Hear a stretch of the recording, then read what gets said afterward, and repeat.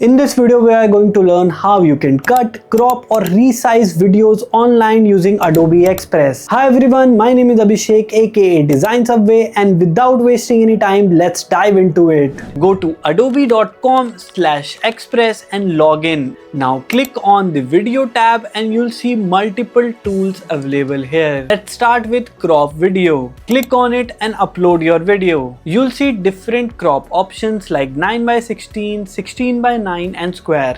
There is also a freedom crop option if you want to set your own custom dimensions.